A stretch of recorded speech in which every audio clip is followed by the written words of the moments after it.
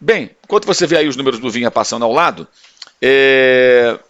explicar o seguinte: o jogador está sendo contratado pelo Flamengo pelo valor de 8 milhões de euros.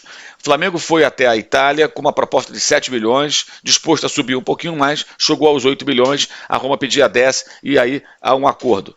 Já sendo costurado, repito, faltando detalhes finais, gravo esse vídeo na manhã da sexta-feira, detalhes finais para que o negócio seja formalizado e seja anunciado logo depois em caráter oficial.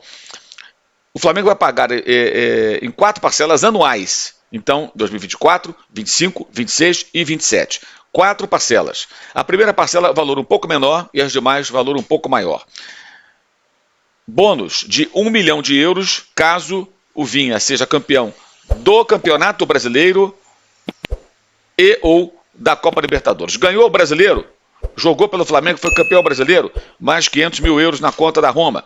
Ganhou a Copa Libertadores da América pelo Flamengo, Matias Vinha, mais 500 mil euros na conta do time italiano. Então, essas são mais ou menos as regras que estão sendo, repito, finalizadas. Pode mudar uma coisinha aqui, outra ali, mas é isso que está sendo já amarrado. O jogador vai sim reforçar o Flamengo, como víamos dizendo já há alguns dias, era o nome mais factível, mais provável, porque a Roma precisa fazer dinheiro para contratar jogadores e o Vinha é um jogador fora de seus planos. Já era quando estava lá o técnico José Mourinho, demitido há poucos dias, e agora com o De Rossi, novo treinador, ídolo da Roma, em tese, o jogador ficaria de fora. Então, para a Roma é interessante vendê-lo e pegar esse dinheiro e investir em novos jogadores. Ele estava emprestado ao Sassuolo, que já está até contratando outro lateral para a posição. O Vinha jogou muitas partidas esse ano pelo time italiano do Sassuolo, nas 20 rodadas iniciais do campeonato italiano, esteve em campo em 15, não participou de todos os jogos, até porque está lesionado, está se recuperando de uma lesão.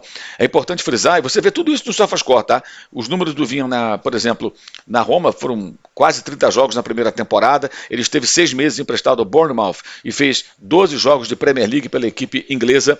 O Vinha também participou de 5 dos 6 jogos do Uruguai até agora nas eliminatórias da Copa do Mundo de 2026. Em 4 ele foi titular, inclusive nas vitórias, as mais importantes, contra a Argentina em Buenos Aires e contra o Brasil em Montevidéu. Então, um jogador que está aí em forma, um lateral que pode jogar até como um zagueiro na própria seleção do Uruguai. Você vê isso no mapa de calor que está lá no SofaScore, ele atua até mais preso à defesa, quase um terceiro zagueiro, pode fazer uma função mais semelhante à do Felipe Luiz, que era aquele lateral chamado de construtor, que sai construindo jogadas a partir do campo de defesa, entregando a bola limpa do pé do companheiro, se aproximando dos meias, enfim, é um lateral que atua de uma forma diferente daqueles laterais de corredor. E o Tite gosta de laterais que jogam por dentro, pela faixa central.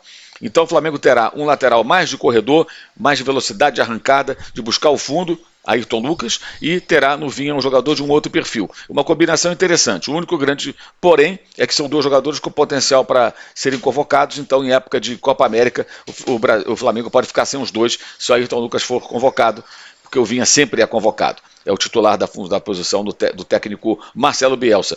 Agora, como outro dia eu disse o nosso companheiro André Rocha, numa das nossas lives lá na S1 Live, para o Ayrton Lucas ir para a seleção, ele vai ter que jogar. E se o Vinha for o titular, ele for o reserva, dificilmente será convocado. Tem esse aspecto também, né? Mas nunca se sabe. Vai que o técnico Dorival Júnior, que treinou o Ayrton Lucas no Flamengo, gosta do jogador e o convoca incondicionalmente. Aí você vai ter realmente 2 jogadores fora durante um período. O Flamengo vai ter que pensar em como se lidar com isso. Mas na maior parte da temporada, os jogadores estarão à disposição do time. É um reforço interessante, muito bom que o Flamengo está conseguindo trazer. São 2 uruguaios até agora. O De La Cruz pago à vista, 16 milhões de dólares, e agora o Vinha nessas condições que estamos explicando. O Luiz Henrique, os dirigentes vão até Sevilha agora e sabem que é muito difícil contratar o ex-atleta do Fluminense.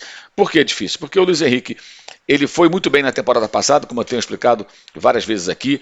Ele nessa temporada teve ficado na reserva, mas no jogo passado contra o Granada ele foi titular, pela primeira vez atuou os 90 minutos. É um jogador que está no elenco e é utilizado.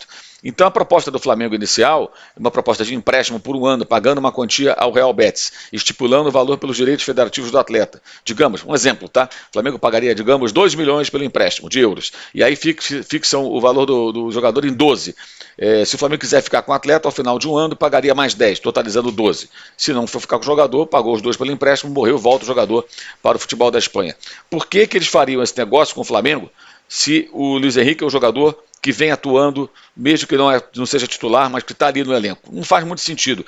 Ah, mas foi assim com o Gabigol e com o Pedro. Mas esses dois estavam fora dos planos. O Gabigol era até emprestado, a Inter emprestou para o Benfica. O Pedro não era utilizado no time da Fiorentina, o titular era o Vlahovic, que depois desandou a marcar muitos gols na época. Até não fazia muitos gols não, mas marcou muitos gols depois, brilhou bastante o sérvio e foi vendido por 70 milhões de euros para a Juventus. Hoje ele joga na Juventus. Então, a situação do Luiz Henrique é diferente dos dois centroavantes que o Flamengo contratou, o Gabigol e o Pedro, em temporadas recentes. É muito difícil. E sobre a zaga, o Flamengo praticamente jogou a toalha com relação ao Léo Ortiz, porque o Red Bull Bragantino está irredutível pedindo 10 milhões de euros e o Flamengo ofereceu a metade disso, um pouco mais. E com isso, o Flamengo parte para um plano B, um outro zagueiro. Vejamos aí quem será esse jogador. Não tenho esse nome, não vou ficar aqui especulando. Quando esse nome surgir e for uma informação confiável, evidentemente, a gente vai falar sobre isso, seja trazido por mim ou por algum companheiro que faça aí um bom trabalho no dia a dia do clube. É isso, gente.